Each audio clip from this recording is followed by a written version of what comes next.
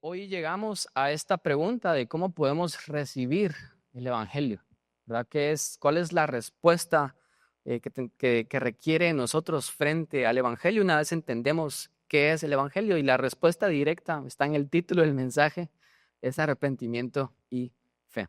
Y voy a partir este mensaje en dos. Esta es la parte uno. Voy a hablar acerca del arrepentimiento, y en la siguiente semana vamos a hablar acerca de la fe, ¿verdad? Porque queremos ir definiendo qué es arrepentimiento y qué es fe, ¿verdad? Porque aunque tal vez creamos que sabemos estas cosas, yo creo que son temas que a veces no sabemos muy bien, ¿verdad? Que no hemos definido y estamos muy confundidos. Entonces, si ustedes pusieron atención a la historia, nos damos cuenta de que este grupo del cual yo leí en Lucas 4 es un grupo de personas que no creyeron.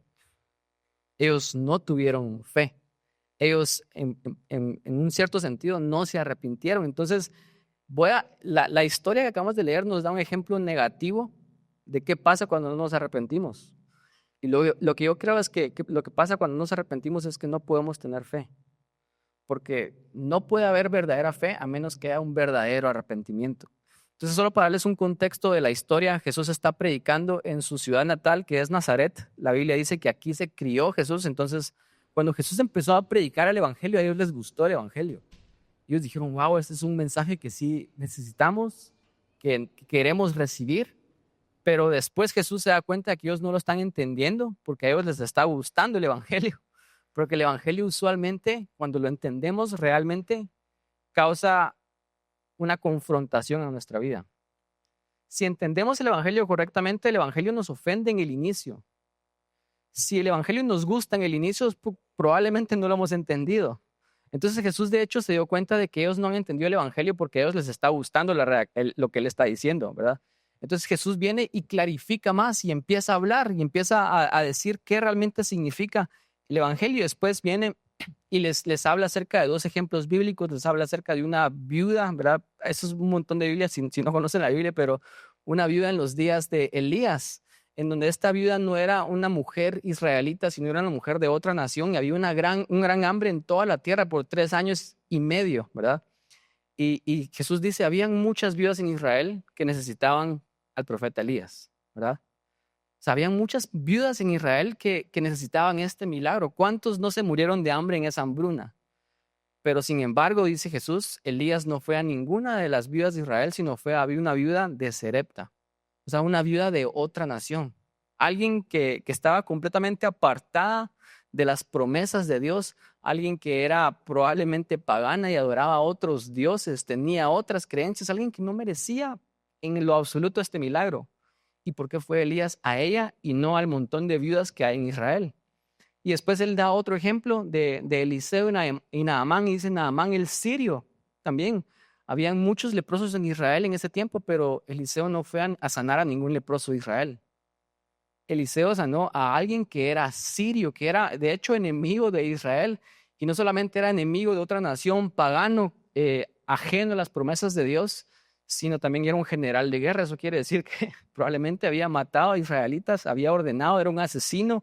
Como general en esos tiempos probablemente tenía esclavos, entonces era un esclavista. Era alguien que no merecía para nada el milagro de sanación, de lepra. Y Jesús pone estos ejemplos porque le está haciendo saber a sus oyentes, que era su pueblo natal de Nazaret, cuál es la esencia de poder recibir el Evangelio correctamente. Y lo que Jesús está diciendo en todo esto, él está diciendo, la esencia de poder recibir el Evangelio es de que el Evangelio son buenas noticias, pero solamente para los que reconocen que ahorita están viviendo malas noticias. Si en tu vida y en tu percepción de cómo tú estás viviendo, tú estás bien, entonces las buenas noticias para ti nunca van a ser buenas noticias. Porque las buenas noticias solo son buenas noticias para el que sabe que necesita buenas noticias. No estoy queriendo redundar, estoy solamente tratando de explicar esto. Por ejemplo, él dice, el Espíritu está sobre mí por cuanto me ha ungido para dar buenas nuevas a los pobres. Si tú crees que sos rico, entonces esas no son buenas noticias. Inclusive si tú crees que no sos pobre, que tú sos clase media trabajadora, ¿verdad? Clase obrera, clase que está orgullosa de su esfuerzo, no son buenas noticias para ti, porque solo son buenas noticias para los pobres. Después dice, me ha enviado a sanar a los quebrantados de corazón. Si tú no reconoces de que tenés un corazón roto, de que estás quebrado, tú nunca vas a recibir esa sanación, esa restauración de corazón. No sé si están viendo el punto. Después dice, a pregonar libertad a los cautivos. Si tú crees de que tú sos libre, ¿verdad? Así como tal vez muchos ahorita creemos de que vivimos en un país libre, entonces decimos, yo soy libre, yo puedo hacer lo que yo quiera, a mí nadie me controla, ¿verdad? Esa mentalidad de que yo tengo libertad y nadie me puede controlar, yo soy el maestro, el amo de mi propia vida. Si tú crees que sos esa persona, entonces esto no son buenas noticias para ti, porque Él vino a dar libertad a los cautivos. O sea, solamente las personas que reconocen que están presos, que son esclavos, que no pueden liberarse a sí mismos. Después Jesús viene, lo vuelve a decir, dice a poner en libertad a los cautivos. Antes de eso dice a dar vista a los ciegos. Si tú crees de que sos muy inteligente y que tú puedes ver la realidad de la vida y tú lo entendés todo, que tú puedes ver que tú no estás ciego, entonces esto no son buenas noticias para ti. Son solo buenas noticias para ti si tú reconoces de que tú estás ciego, de que tú estás creyendo una mentira, de que tú no estás viendo la verdad como realmente es. No sé si entienden la esencia de lo que Jesús está tratando de decir acá. Y después dice a predicar el año agradable del Señor. Es decir, el Evangelio solamente son buenas noticias para el que reconoce que ahorita no estás viviendo buenas noticias. Para el que reconoce la condición. Y esa más o menos es la esencia de esta palabra arrepentimiento. Eso es la esencia de esta palabra. Entonces, estas dos cosas van juntas, ¿verdad? Arrepentimiento y fe. Pero nuevamente, no podemos nosotros realmente tener fe si nosotros primero no tenemos un genuino arrepentimiento. Entonces, quiero hablar acerca de eso. En esta mañana dice el punto número 1, que es arrepentimiento. Usualmente, si has crecido en la iglesia, ¿verdad? O tal vez no, muchas personas tienen una connotación meramente negativa con respecto al arrepentimiento, ¿verdad? Y el arrepentimiento para muchas personas es nada más la connotación negativa de que te sentís mal por algo, te sentís culpable y te sentís condenado. Y de hecho muchas personas allá afuera, ¿verdad? Hablan o usan esto para hablar mal acerca del cristianismo. Dicen, no, es que ahí en la iglesia solo te van a bajonear, te van a decir que sos un pecador, te van a juzgar y lo usan como una connotación negativa, ¿verdad? Y eso es cierto en parte, pero no es toda la historia de lo que arrepentimiento realmente es. Una de las mejores definiciones de arrepentimiento es la definición de Jesús. Cuando él empezó a predicar y lo que ya leímos en Marcos, él decía, arrepentíos, el reino de los cielos se ha acercado. Y esta palabra arrepentimiento, metanoia en el griego, significa pensar diferente o pensar después, es decir, reconsiderar. Entonces, arrepentimiento en su esencia es pensar diferente a como otras personas usualmente están pensando o como tú pensabas antes. Es tener un cambio de mentalidad, es en esencia renovar nuestra mente. ¿Qué no es arrepentimiento? Arrepentimiento no es sentirnos mal, pero seguir pensando igual. Arrepentimiento lleva a renovar, a tener un cambio de mente. No sé si a ustedes les ha pasado, ustedes de repente pensaban de esta manera, pero años después ustedes pueden ver cómo ustedes han cambiado su manera en la que ustedes piensan, ¿verdad? Si yo hablo con mi yo de hace 5 años, yo puedo decir, yo de hace 5 años tú eras un completo tonto, ¿verdad? Creías muchas cosas incorrectas. Yo puedo ver lo tonto que yo era hace 5 años, hoy 5 años después, pero hace 5 años yo me creía el que lo sabía todo, ¿verdad? Y probablemente yo ahorita me siento así, pero mi yo de 10 años después en el futuro va a pensar lo mismo. ¿Qué está pasando ahí? Yo estoy reconsiderando, yo estoy renovando mi mente, yo estoy pensando. Entonces, en esencia, arrepentimiento no es solamente sentirnos mal, no es solamente sentirnos culpables, sino es un cambio de mentalidad, es renovar nuestra mente. ¿Y en qué renovamos nuestra mente específicamente? ¿Verdad? Porque no es solamente acerca de pensar diferente y siempre cambiar y renovar nuestra mente en el sentido de que cada vez soy mejor o no sé, sino es en qué específicamente renovamos nuestra mente y la respuesta es de que en reconocer nuestra verdadera condición delante de Dios. Es decir, arrepentimiento es pensar diferente en el sentido que yo estoy reconociendo de que yo soy un pobre espiritual que necesita un Salvador. de que yo soy un pecador que no tiene esperanza y necesito de Dios en mi vida. Este es un mensaje bien, bien diferente al mensaje del mundo y por eso es que realmente es pensar diferente. Porque en el mundo, ¿verdad? En el mundo usualmente te dicen un mensaje que en la superficialidad suena bien y te dicen, tú sos suficiente. No hay nada de malo en ti, ¿verdad? Amate así como estás, porque así estás perfecto y no tienes que cambiar. Inclusive en las relaciones, los consejos en las relaciones es conseguir a alguien que te acepte así como sos. Y el problema, o sea, el problema de eso es de que esto no funciona porque nosotros somos lo que la Biblia dice, lo que el arrepentimiento dice, nosotros somos seres humanos imperfectos, llenos de pecado. Y la Biblia lo que hace el arrepentimiento es que nos confronta con la verdad de nosotros mismos, de que tenemos pecado, de que no somos suficientes. Y por eso mismo, precisamente por eso mismo necesitamos de un Salvador, necesitamos de Dios. Pero la percepción, ¿verdad?, del mundo ahorita es, así estás bien, pero eso no te lleva a cambiar. O sea, estaría bien en el sentido de tal vez como para aceptar a otros, tener empatía, pero dejar a otros como están no es lo que Dios quiere para nuestras vidas, no es lo mejor porque no estamos bien, necesitamos ayuda, necesitamos de un Salvador. Entonces, lo que pasa en la historia que acabamos de leer de Nazaret, este es un ejemplo de un grupo de personas que no tuvieron fe porque no tuvieron arrepentimiento. Cuando Jesús les empieza a aclarar el evangelio, se los empieza a exponer bien, les empieza a decir, hey, ustedes creen que el evangelio va a venir porque ustedes están ganando el evangelio, porque ustedes merecen el evangelio. Ustedes creen que el evangelio es una recompensa de Dios para ustedes porque ustedes son muy buenos.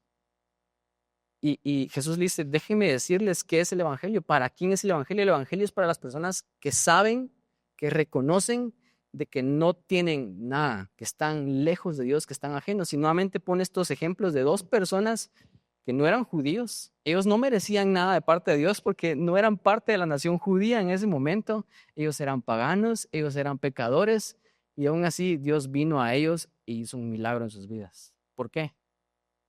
No por nada que ellos hicieron. Dios hizo eso simple y sencillamente porque Él quiso, porque Él es bueno. Y esa es la esencia de lo que Jesús está tratando de transmitirles y por eso es que Él viene y les dice, yo traigo buenas nuevas para los pobres. Y esta palabra pobres es la misma palabra que Jesús usa en Mateo 5:3, donde dice, bienaventurados los pobres en espíritu, porque de ellos es el reino de los cielos. Y no sé si ustedes miran todas las conexiones de la Biblia, pero la palabra pobres significa mendigo. Es alguien tan pobre que no tiene nada, que lo único que puede hacer es pedir. ¿Cuál es la reacción de la clase media frente a los pobres que están mendigando y pidiendo dinero? Como tú sos clase media y tú te crees muy trabajador y muy capaz, ¿verdad? A veces miramos de menos a la gente que pide, decimos estos haraganes, ¿verdad? Deberían de estar trabajando y los mirás y decís, estos están saludables.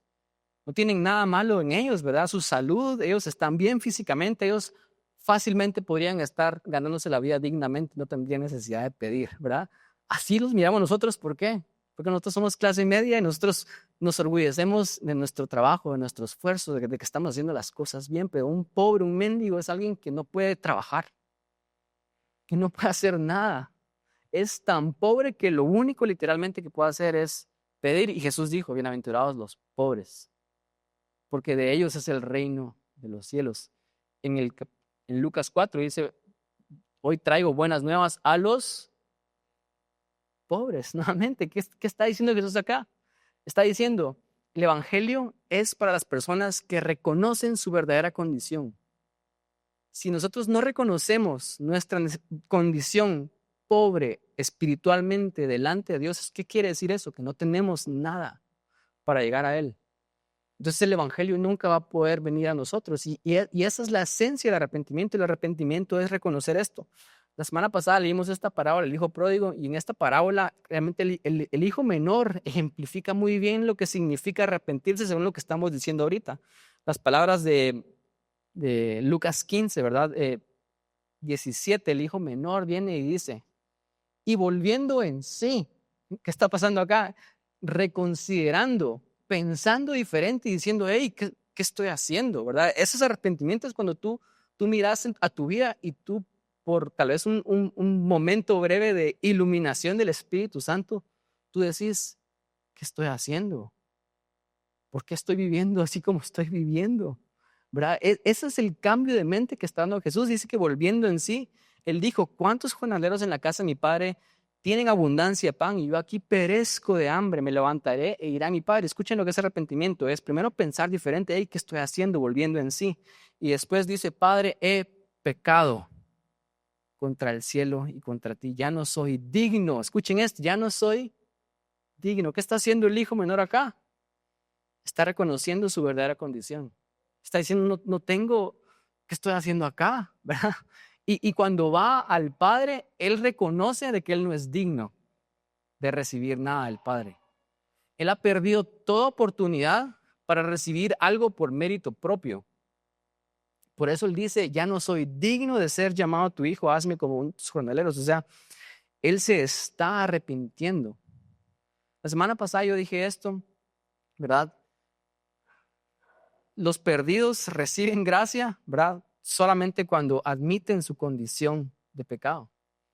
¿Y quiénes no se arrepienten entonces? ¿Verdad? En la historia que acabamos de leer de Lucas 4, ellos no se arrepintieron. Y de hecho, no sé si ustedes leyeron la historia, pero en el inicio a ellos les gustó lo que Jesús está diciendo, pero Jesús les clarifica y les dice, ustedes no son pobres en espíritu, ustedes no son humildes. Ustedes creen que yo les debo a ustedes estas buenas noticias porque ustedes han sido buenos judíos que siguen la ley, que siguen la Torá. Ustedes creen que ustedes merecen la salvación de Dios. Y por eso les pone estos ejemplos. Y después cuando Jesús viene y los confronta de esa manera, ¿qué quieren hacer ellos? Pasaron de elogiar a Jesús a querer matar a Jesús al tirarlo de una montaña. ¿Verdad? De hecho lo llevaron, no solamente porque no era el tiempo de Jesús, dice que la Biblia que él pasó en medio de ellos y se fue, pero ellos querían matar a Jesús. Es como pasan de querer aceptar el evangelio a querer matar a Jesús, porque ellos no se arrepintieron, ¿verdad? Entonces, ¿quiénes no se arrepienten? Y eso también lo vimos la semana pasada en la parábola del hijo pródigo, ¿verdad? El menor se arrepiente porque él reconoce su condición. Él sabe que él no es digno, que no tiene nada, él recapacita, reconsidera, pero en la historia, ¿quién también está perdido que no se arrepiente? El hijo mayor. Y la semana pasada yo dije lo siguiente, el más grande impedimento para llegar a Dios no es necesariamente el pecado, sino es nuestra confianza en nuestra propia justicia, nuestro orgullo. Si lo queremos ver así, lo opuesto al arrepentimiento es orgullo. ¿Por qué nos cuesta tanto admitir de que somos culpables, de que tenemos pecado, de que no tenemos nada? Porque tenemos orgullo. Y el orgullo nos miente y nos dice, no necesitas de Dios. Y una vez tú creas que no necesitas de Dios, no vas a recibir de Dios.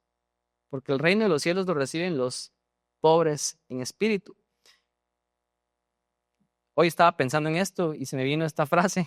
El arrepentimiento es el acto de humildad que inicia la fe. Punto número 2, yo sé que esto nos importa bastante, entonces, ¿cómo me puedo realmente arrepentir? Y yo creo que tiene 3 partes, ¿verdad? Estamos hablando de esto, estoy redundando tal vez, pero creo que son cosas que necesitamos reescuchar. ¿Cómo me puedo realmente arrepentir? Lo que estamos diciendo es que primero tienes que reconocer tu condición. O sea, tienes que reconocer de que eres un pecador, de que eres culpable, de que eres pobre espiritual. Hay una historia en la Biblia en donde David peca, ¿verdad? No sé si ustedes han escuchado esta historia, pero David es el rey de Israel. Él es un gran hombre, ¿verdad? Él tiene un gran récord de ser una gran persona, un gran líder, pero él, como todo ser humano, él sigue siendo un humano imperfecto, pecador, por muy increíble que David haya sido, ¿verdad? Y en un momento de debilidad, él peca, él mira a una mujer, él codicia, él la desea, él abusa de su poder como rey, la manda a llamar, tiene relaciones con ella queda embarazada y era esposa de su amigo, de uno de sus guerreros. O sea, no era cualquier mujer, era la mujer de su amigo. Entonces él, para encubrir su pecado, manda a llamar al amigo para tratar de que el amigo se acueste con su esposa y digan, bueno, ahí ya por lo menos ya todos van a pensar de que es el hijo de mi amigo. Pero su amigo era tan honorable que él dijo, yo estoy acá con mi esposa, yo no puedo venir y disfrutar con mi esposa mientras todos mis hermanos están en la guerra luchando y él no quiso entrar a su casa y no tuvo relaciones con su esposa. Entonces David no tiene remedio y dice, ¿cómo voy a encubrir esto? Entonces lo manda a matar, usa su poder. Y de hecho le da una carta a su amigo, le dice, dale esta carta al general y en la carta básicamente decía, mátenlo. Imagínense lo, lo, lo, lo pecador, lo bajo que llegó David, ¿verdad? De codiciar, a adulterio, fornicación, ¿verdad? A asesinato premeditado, abuso de poder como rey, ¿verdad? Usó todos sus recursos para encubrir esto. De alguna manera él estaba ciego y él no estaba viendo su error. Hasta que viene un profeta y lo confronta y le cuenta una historia y él realmente mira su pecado y dice, es cierto, he pecado contra Dios. Y él se da cuenta de su pecado. Y eso creo yo que es lo que pasa con la mayoría de nosotros, ¿verdad? Con la mayoría de las personas en general, que no hemos reconocido nuestra necesidad de Dios, porque todos necesitamos de Dios. Pero hay ciertas personas que no han reconocido esto porque ellos creen de que ellos tienen lo suficiente para llegar a Dios. Lo que sea que para ellos es Dios. Pero ellos viven en este orgullo que los hace creer y los hace estar ciegos a su propio pecado. No que ellos no tengan pecado. Todos somos pecadores. Pero el orgullo nos ciega completamente al pecado. Eso es lo que hace el orgullo y por eso es que esto de reconocer nuestra condición suena tan obvio, pero es algo difícil de hacer. Yo pasé 30 años, ¿verdad? Siendo cristiano, crecí en la iglesia, mis papás fueron pastores, escuché miles de prédicas, a mi papá predicar todos los domingos, ¿verdad? A los 15 años leí la Biblia por primera vez de Génesis, Apocalipsis, y llegué a los 30 y no conocía el Evangelio. Y yo creía que la vida que yo estaba viviendo era porque yo era un muy buen cristiano y porque yo estaba haciendo cosas para Dios y por eso Dios me estaba dando la vida que yo tenía. Cegado completamente, crecí en la iglesia, pero cegado completamente por mi orgullo. Ese es el punto del arrepentimiento. ¿Cómo poder arrepentir? Primero reconocemos nuestra condición y nuestra condición humana delante de Dios es que somos pecadores. Agustín tenía esta historia, el padre de la iglesia Agustín, él tenía esta historia, él decía, yo a los 16 años con uno de mis amigos vimos unas peras en un lugar y entramos a robar las peras. Y él dice, me pareció bien extraño, él recapitulando de su vida años después, él dice, me parece extraño que nos hayamos robado las peras porque no me gustan las peras. Dice, pero ¿por qué nos entramos a robar? Decía él, simple y sencillamente porque era prohibido. Esa es la condición humana. O sea, nuestra condición humana es una condición propensa al pecado. A nuestros hijos les tenemos que enseñar a hacer el bien, porque si no les enseñamos a hacer el bien, ¿qué van a hacer naturalmente?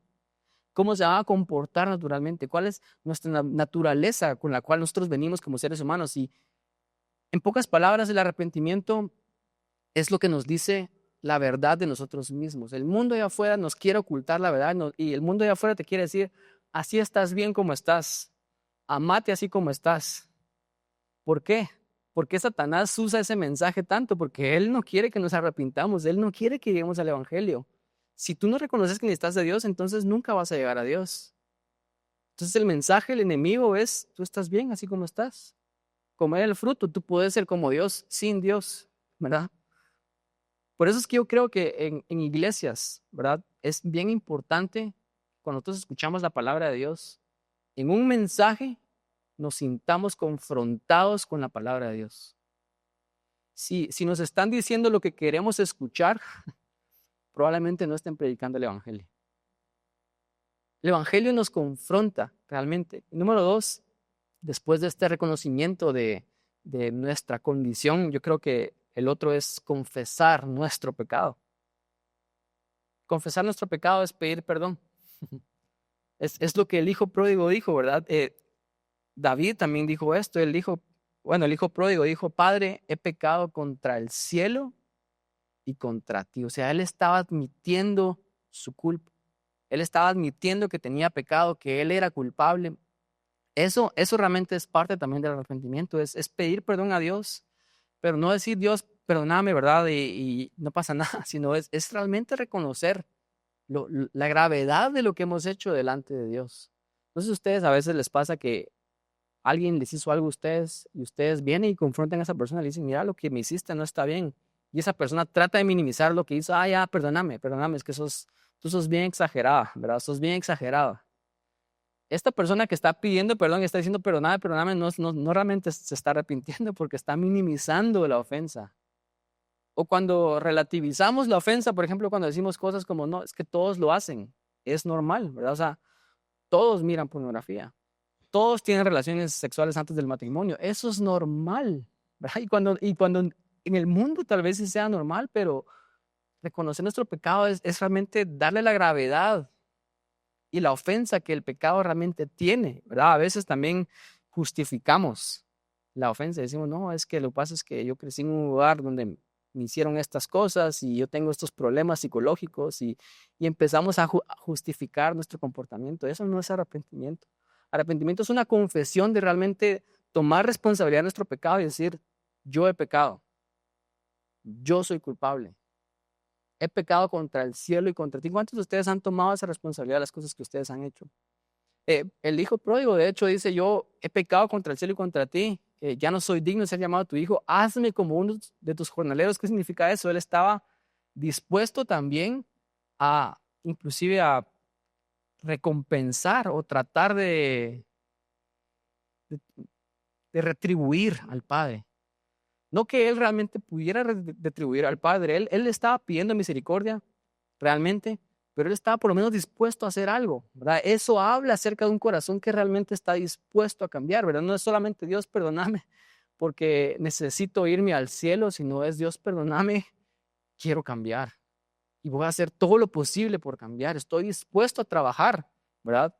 Eso es parte del arrepentimiento. Y por último, voy a terminar con esto. Arrepentimiento también es renunciar al pecado detrás de todo pecado. No sé si ustedes pusieron atención al arrepentimiento del hijo menor, pero él dice, Padre, antes de decir he pecado contra ti, él dice he pecado contra el cielo y contra ti. Martín Lutero decía que nosotros no podemos cometer ningún pecado, cualquier pecado que cometamos no podemos cometerlo sin antes cometer el pecado de no amar a Dios por sobre todas las cosas. Él decía, no podemos nosotros infringir ninguno de los 10 mandamientos sin antes infringir el primer mandamiento. El pecado detrás de todo pecado. Jesús de hecho dijo, la ley se resume en que tenemos que amar a Dios por sobre todas las cosas. Eso quiere decir lo siguiente. Si tú cometes uno de los 10 pecados de los 10 mandamientos, ¿verdad? Por ejemplo, mentir, ese es un pecado. ¿Y a quién le estás mintiendo? Estás mintiendo a un prójimo, estás mintiendo a alguien más. Entonces estás pecando contra esa persona. Pero antes de pecar contra esa persona, estás pecando contra Dios. Porque si realmente amaras a Dios, entonces no mentirías. Si realmente amaras a Dios y su palabra y su ley, entonces no harías ninguno de los otros 10 mandamientos. Es decir, no podemos nosotros pecar sin al mismo tiempo ser culpables del primer mandamiento de pecar. No sé si ustedes miran, el pecado detrás de todo pecado. Eso en esencia es el verdadero arrepentimiento. Nosotros venir y decir, o sea, sí es cierto, soy culpable, soy pecador y no solamente soy culpable contra pecados hacia otras personas, es decir, hice esto a alguien, no sé, mentí, adulteré, o sea, todas esas cosas son pecados a otras personas, pero antes de eso, dando un paso atrás, yo primero pequé en contra de Dios. No sé si a ustedes les ha pasado que tal vez alguien les ha hecho algo a ustedes y esa persona no mostró ningún arrepentimiento, ninguna señal de cambio hasta que ustedes lo descubrieron. Eso pasa mucho, por ejemplo, en las relaciones cuando hay infidelidad, en donde la persona que fue infiel no se arrepiente hasta que lo descubren. ¿Qué significa eso? Que no se está arrepintiendo realmente por el pecado de lastimar la relación, sino se está arrepintiendo porque lo que está haciendo trae consecuencias negativas a su vida. Entonces se está arrepintiendo porque hay consecuencias, pero si nadie lo hubiera cachado, si nadie lo hubiera descubierto, entonces él seguiría haciendo las cosas. No sé si tiene sentido lo que estoy diciendo. A veces nosotros creemos que nos arrepentimos solo porque nos descubrieron. Pero el arrepentimiento es Nosotros reconocer de que antes de que nos descubran, antes de que hayan consecuencias, nuestra ofensa es en contra de Dios. No estamos dañando a otras personas necesariamente, estamos dañando a Dios primero. De hecho, David dijo esto: Dios, he pecado contra ti, oh Dios, he pecado. Él había pecado contra Urías, contra Israel, contra Betsabé, pero él está diciendo: yo he pecado contra Dios. Entonces, yo creo que el arrepentimiento en esencia es eso, y quiero terminar con esto.